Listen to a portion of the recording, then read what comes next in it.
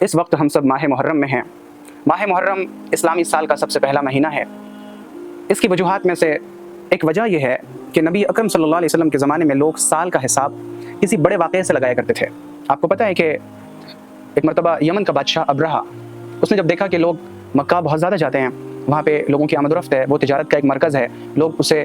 کعبہ کے چاروں طرف طواف کرتے ہیں اور اسے عبادت سمجھتے ہیں، تو اس نے کہا کہ اب میں صنعاء میں، جو یمن کی راجدھانی تھی نا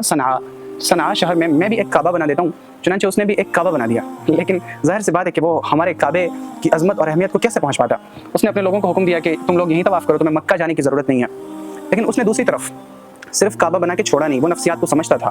وہ سمجھتا تھا کہ جب تک یہ اصلی کعبہ موجود ہے، لوگ ہمارے کعبہ کی طرف نہیں آئیں گے، تو اس نے یہ ٹھان لیا کہ میں مکہ کے اندر جو کعبہ ہے اس کو جا کے منہدم کر دوں گا، گرا دوں گا اور مکہ کو بالکل تہس نہس کر کے ویران کر کے چھوڑوں گا۔ چنانچہ اس نے ایک بہت بڑا لشکر تیار کیا ابرہہ نے، اور اس کے بعد وہ مکہ کے اوپر حملہ آور ہوا اس طور پر کہ اس نے بہت سارے ہاتھی بھی اپنی فوج کے اندر شامل کیے تھے۔ اور جب یہ سارے لوگ مکہ کے قریب فروکش ہوئے، وہاں پر اترے، وہاں انہوں نے اپنے کاروان کو روکا،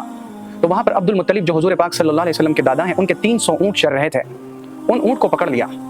کہ اب یہ چھڑانے کے لیے تو ضرور آئیں گے، پھر ان سے بات چیت بھی ہوگی اور ان کو ہم برا بھلا بھی کہیں گے، ان کے ساتھ حقارت والا سلوک بھی کریں گے، اور نہ جانے کیا کیا کچھ انہوں نے اپنے دل کے اندر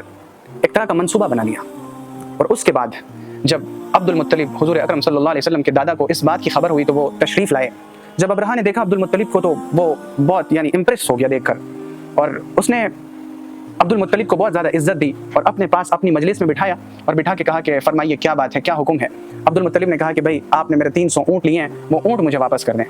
ابرہہ کو بہت حیرانی ہوئی، وہ سرپرائز ہو گیا کہ میں کعبہ کو منہدم کرنے آیا ہوں، آپ اس کے بارے میں تو مجھ سے کوئی بات ہی نہیں کرتے، آپ اپنے 300 اونٹ کے بارے میں بات کر رہے ہیں، یہ کیسی عجیب بات ہے۔ عبد المطلب نے اس سے بھی زیادہ عجیب بات کہی کہ میں اونٹوں کا مالک ہوں اور مجھے اپنے اونٹوں کی پرواہ ہے، اور اس گھر کا کعبہ کا جو مالک ہے وہ خود اپنے گھر کی پرواہ کر لے گا۔ چنانچہ ابرہہ نے عبد المطلب کی اس رائے کو اچھا نہیں سمجھا، اس نے ان کے 300 اونٹ واپس کیے، عبد المطلب چلے گئے۔ جانے کے بعد اس نے اپنے ہاتھی کو اٹھایا کہ چل آگے بڑھ۔ اس کے فوجی ہاتھی کو اٹھا کے مار رہے تھے، لیکن وہ آگے بڑھنے کے لیے تیار ہی نہیں تھا، آگے بڑھتا ہی نہیں تھا وہ۔ اور اسی کشمکش میں،